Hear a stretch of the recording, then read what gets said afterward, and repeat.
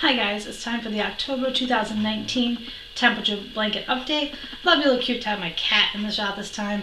I was getting this shot all framed out and he decided to jump up there, and instead of shooing him off, I'm just going to let him sit there. He's checking out the window. I bet you he's waiting for some birds. He likes to make noises at the birds in the field across from our place.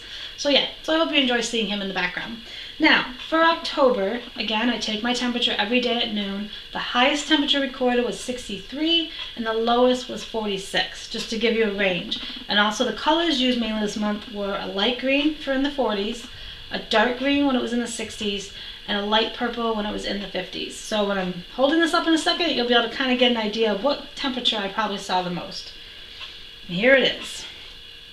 As you can tell, I pretty much saw a lot of 50-degree weather in October, and with a little bit, just a couple days in there of 60-degree weather, along with a few days in there of being in the 40s. I already anticipate November being a lot in the 40s, possibly 30s.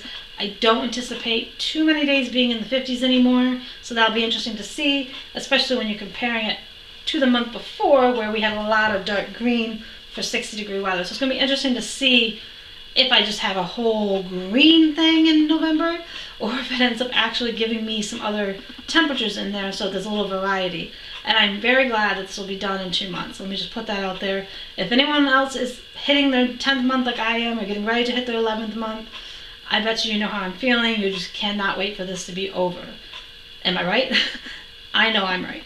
But I really am glad I tackled this project again, like I've said in other videos. It's really something that I think every person should try to tackle at least once, whether you loom knit, crochet, or do needle knitting. I think it's a great project to at least tackle once in your crafting career. But again, I really like the way it came out. It's getting some heaviness to it. It still fits in the bin by my couch, so that's a good sign. In another 2 months, this will be all done. I'll have a white border all the way around it. So I will be doing a November blanket update. However, the next update after that will be when it's completely done. I won't have one that's December 2019 and then one that shows with the border. It'll just be the blanket's all done. So it'll be like kind of my update for the whole thing.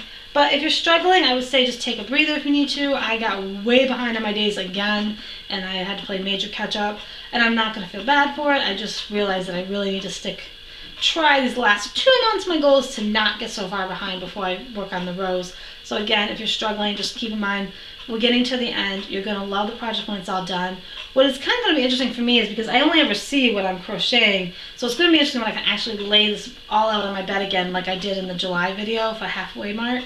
So I can't wait to see it all laid out on my bed when it's all done, and I'll definitely show you guys on my bed when the blanket's all done.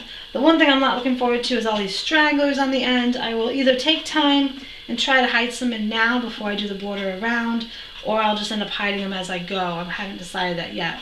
I'm also trying to figure out how I'm going to differentiate between the top of the blanket and the bottom, like the January month down to the December.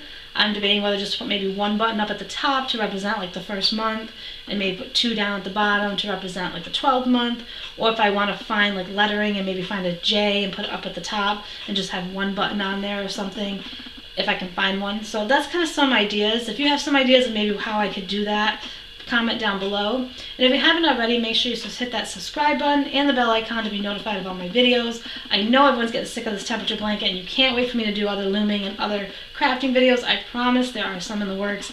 I have just been kind of in like a funk lately, trying to get some things out of my brain and into a project. So please bear with me. I promise new stuff is in the works. In the meantime, go ahead and check out my old videos, old projects that I have if you haven't already. And if you're new to this channel, again, it's important that you hit the subscribe button and the bell icon. And give this video a thumbs up if you are going to tackle a temperature blanket at some point in your crafting career. And have a great day, everyone.